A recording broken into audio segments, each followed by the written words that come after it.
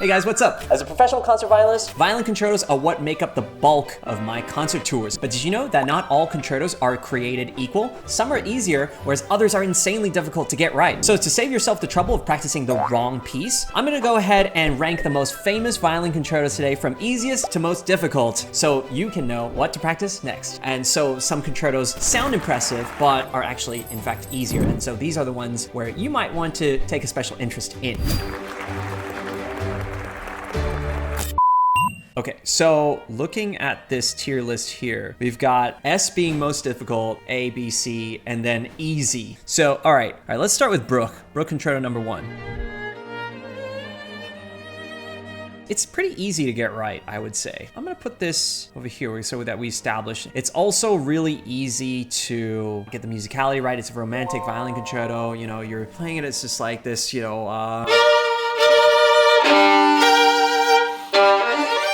you've got this very clear statement of like, this is a warhorse violin concerto. All right, let's move to Bach. Bach violin concerto. This is the one in A minor. I think it's definitely easy technically and musically pretty easy as well. It's pretty straightforward. You're just like, what is difficult is for it to sound impressive, but I'm imagining that everyone knows that you're either really young or you are a beginner. So most people listening to this will have that in mind and have that context. So I would say that it doesn't matter as much, but just to note that it is not gonna be the most impressive piece. Okay, moving down, let's pick, ooh, you know what is though? Vivaldi A minor. This one is also easy, but Vivaldi Four Seasons. This one is really, I think, easy to get right and has maximum impact. So Vivaldi Four Seasons is definitely the piece that you want to use, from wowing your friends to if you're going on a talent show to even competitions. All you have to do now is practice it to the point where you can comfortably play it in front of people. Sounds easy enough, right? Well, not really. But what if I told you that there was a simple and quick way to get used to playing in front of people? You should definitely check out Tonic, which is a practice app for musicians of all levels where you can get feedback from other musicians, or you can go hop into someone else's practice room to see what you could learn from them. The best part about it is that it's completely free. So go download Tonic today in the link in the description below. All right, back to it. So we've done Vivaldi. Let's do, Tchaikovsky Violin Concerto. Can sound really bad if you don't get it right. I would put Tchaikovsky, I'm gonna put it in B for now. We're gonna leave A for other stuff because yeah, Tchaikovsky is not bad. Lalo Symphonie Espagnole.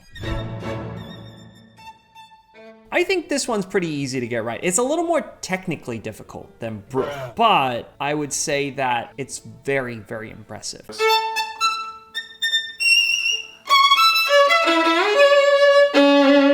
But it's super impressive, I would say. So this one, if you can get right, it's also really relatively comfortable in the hands as well. All right, you know what? I'm moving Tchaikovsky up to A because that's a little more difficult. Lalo is B. It's a little more difficult than Bruch. Moving on here. Oh, which one should we choose? Let's get the Mozart, so there's like 3 of them. So Mozart 3, oh, definitely easy. Easy to get right. I think that it's like the most accessible one. This one.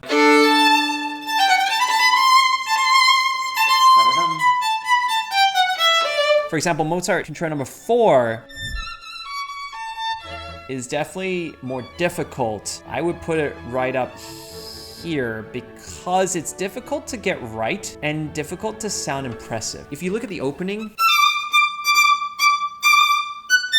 that is really difficult. Yeah, I mean, slightly more difficult than I would say the 5th.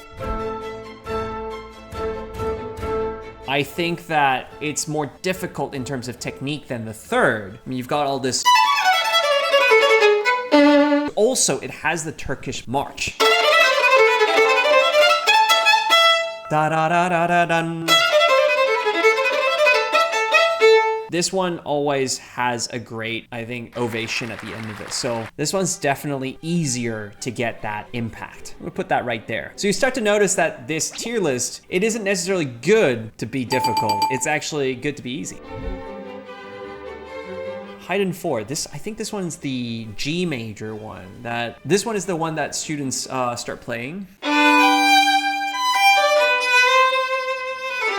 It is easy. It does sound easy. It's more difficult though than the Bach and Vivaldi A minor. I mean, it is easy, but just so you know, it's not gonna be impressive. Like Vivaldi is the best. So okay, we're gonna put that up there because Vivaldi is currently the best bang for your buck, and it's easy. Yeah, for sure. Let's move on for now. Vietnam Violin Concerto, gosh, number 5. Oh, this one's pretty good. You get high bang for your buck. I remember learning this piece. It sounds difficult.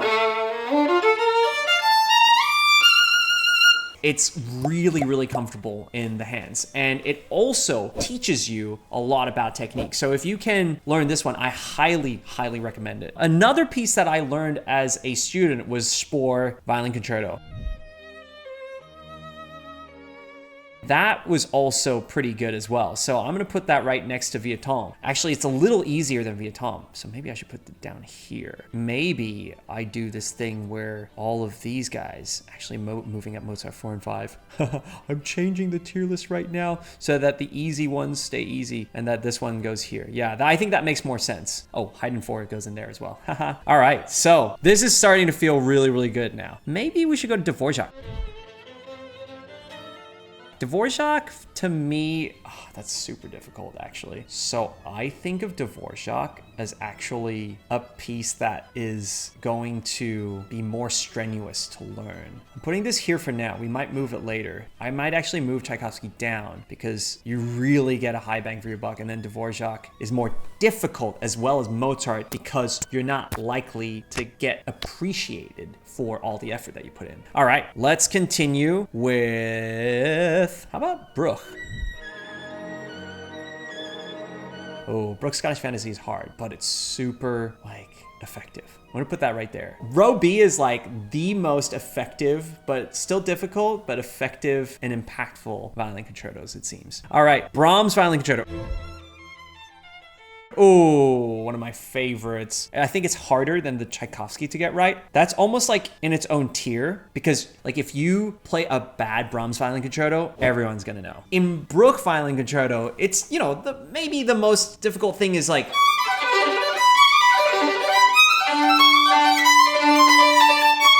in Brahms, it's this ridiculous,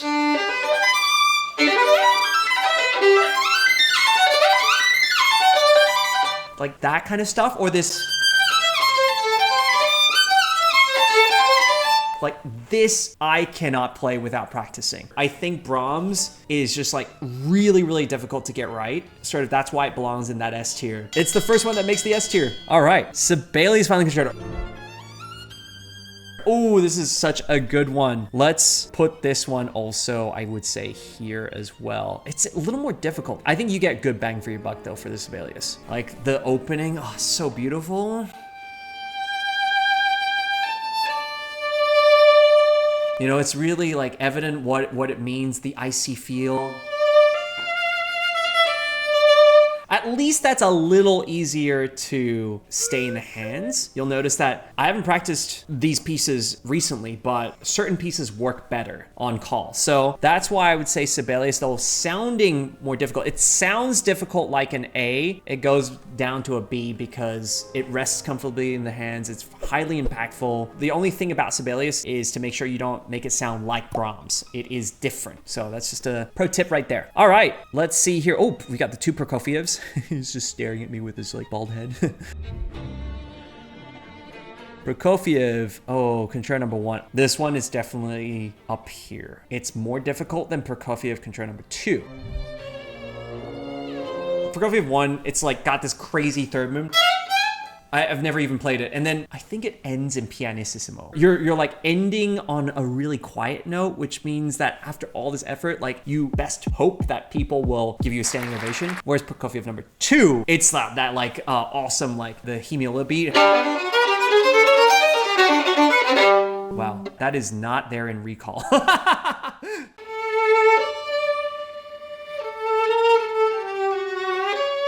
That is really easy. I've heard so many people just start to do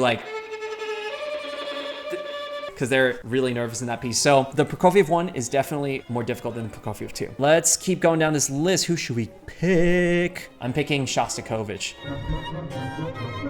Shostakovich, I think, is more difficult, but it's highly impactful. The thing is, though, the last movement is what's impactful. It's not so difficult. However, the first 3 movements are really difficult. Starting with this like really long first movement. It's super dark. The second movement is really hard as well because you have to catch it. And then the third movement, musically, very, very difficult as well. That's the second movement, actually. I'm getting confused. Moving on, Barber. Ooh, Barber definitely right here with the other friends here. Very impactful. You know, it's got this luscious...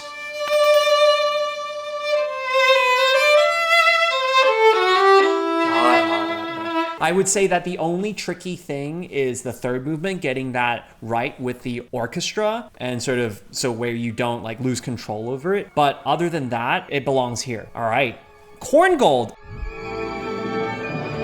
Another American composer, but completely, I would say, different in the way where it's more difficult technically. And I would say it doesn't have the immediacy of the impact that Barber has. I would put it up here as well. The first movement has this...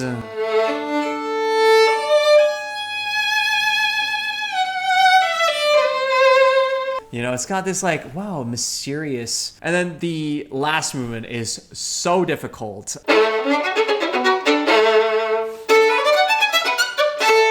And then it has all these like ridiculous jumps. I'm gonna put that up there. That feels right. Let's do, okay, Mendelssohn. One of my favorites. I put it right next to Bruch. It's a little more difficult than Bruch though. Bruch, you know, starts like, you can sink into it. Again, like Mendelssohn, you have this like,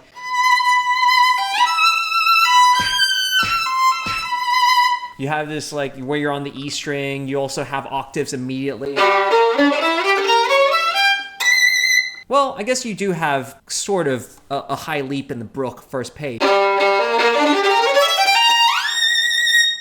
And octaves as well. But descending. I think descending octaves are a little bit easier. But look, I think they're about the same. So we're putting them right there. All right, let's see. Oh, Beethoven. I think technically Beethoven is pretty awkward. It's comfortable, yet some passages are just like, what the heck? Like even from the opening passage, right?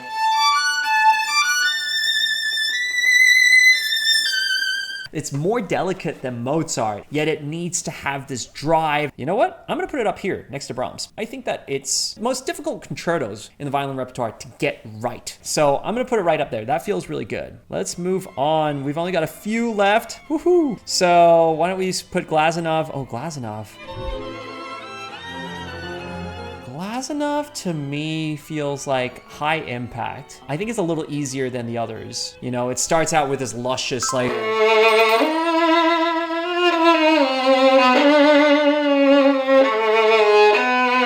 I would put Glazunov around here and Saint-Saëns right next to it. Saint-Saëns is more difficult though.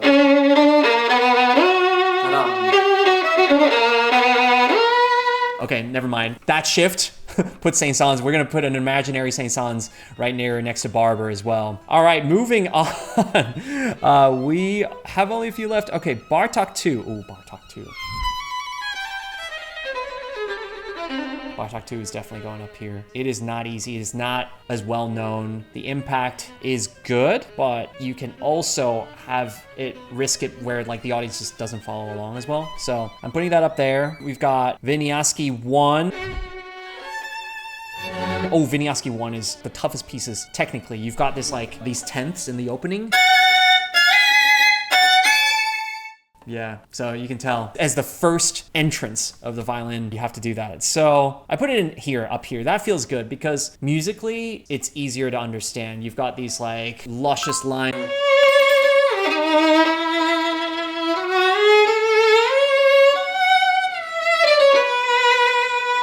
You know, it's basically like a love song. And then, okay, yeah. Wieniawski 2 is a little bit easier. I think that feels like this is here. Yeah. Okay, that feels good. Last two, we've got Paganini's. Oh, Paganini 1.